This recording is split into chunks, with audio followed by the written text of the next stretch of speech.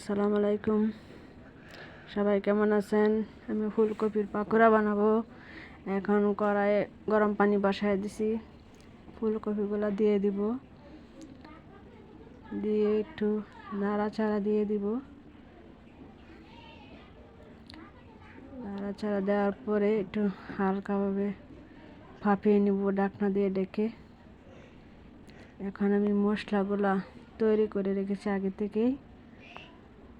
এখানে চালের গুঁড়া, বেসন, হলুদের গুঁড়া, মরিচের গুঁড়া, লবণ, ধনিয়া পাতা এটি একসাথে আমি মিক্স করে নেব ভালোভাবে।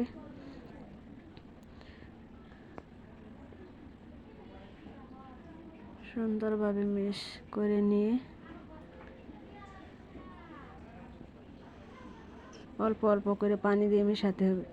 এদিকে আমার ফুলকপিগুলা সিদ্ধ হয়ে গেছে। এখন নামিয়ে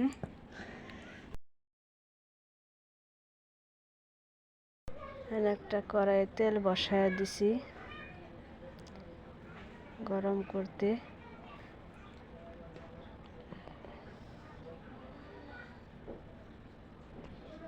এখন আমি ফুলকপিগুলো একটা একটা করে মিশিয়ে নিব ভালোভাবে। এদিকে আমার তেলটা গরম হয়ে যাইতেছে। একটা একটা করে এখানে কড়াই দিব তেলে,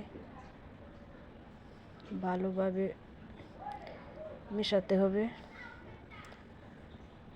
চুলার আঁচটা একটু কমিয়ে দিতে হবে বা যাতে ভালোভাবে ভিতর থেকে সুন্দরভাবে হয়। সবগুলো আমি মেখে দিয়ে দিব।